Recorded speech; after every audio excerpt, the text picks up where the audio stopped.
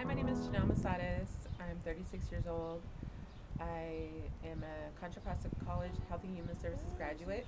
And I'm also the president of the Contra Costa College Corrections to College Club. And I have two small children, a daughter that's 7 and a son that's 6.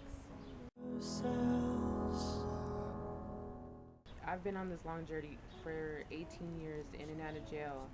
Um, Last week was the first time I've ever been off probation in the last 18 years, which is like amazing. So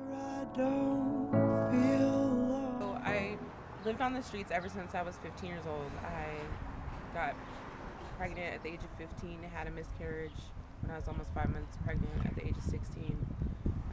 I've always been in bad relationships, abusive relationships since the age of 15. But in 2010 was the first time that I've ever left two small babies for my family to take care of, which was really difficult for me. The father of my kids ended up going to prison, which really left me to struggle. I was by myself with my two kids. I was unable to get childcare because of my background, because I'm a drug offender, which was really hard for me. I started being late for classes. Sometimes I would miss class because I couldn't find a babysitter.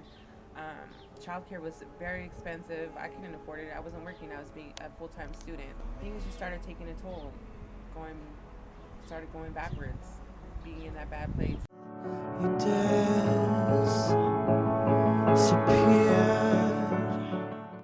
I reverted back to selling drugs in order to pay for childcare so I could continue going to school. The first time I gambled, I won a jackpot. So I was like, oh, this is easy money. I don't have to sell drugs. I can gamble. I can, in order to pay for my kids' school. I don't need to sell drugs to revert back to that life. I felt like it was easy. But then I continued to gamble and lose.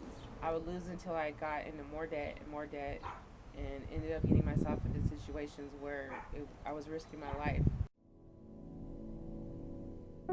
I think Reach has been successful because they're genuine. They really believe in helping women instead of just being a name.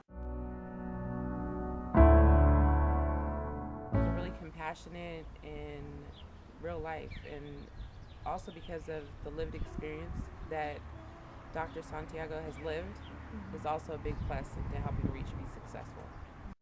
There is a tree. My passion is to help formerly incarcerated women reach their mental health, educational, and behavioral health needs. Branches were sown by the color. I would like to continue my education. I'm also in recovery, and part of recovery, what I've learned is giving back. I like to be able to give back to other women that are in the same situation as I was when I first got out of jail.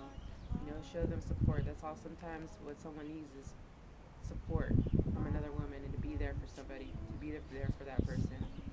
So that's what I like to do.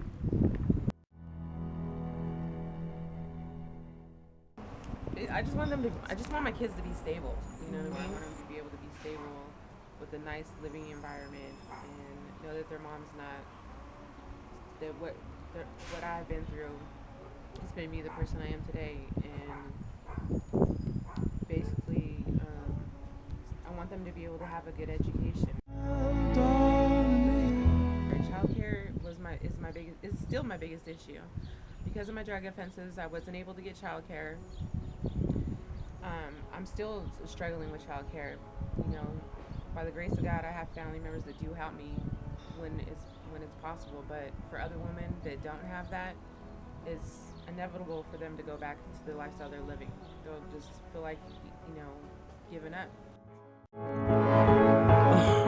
No matter how hard things get for you, sometimes just never give up. Always stay determined and know that if you keep doing good things will happen. If you're a recovering drug addict, work with a sponsor. That's what I've been doing. Trust issues have always been a big issue with me as far as trusting women. But in the rooms of like Narcotics Anonymous and Alcoholics Anonymous, I found tons of support. As long as you're a part of a support group, you're never alone. And also, I also go to church and have faith in my higher power.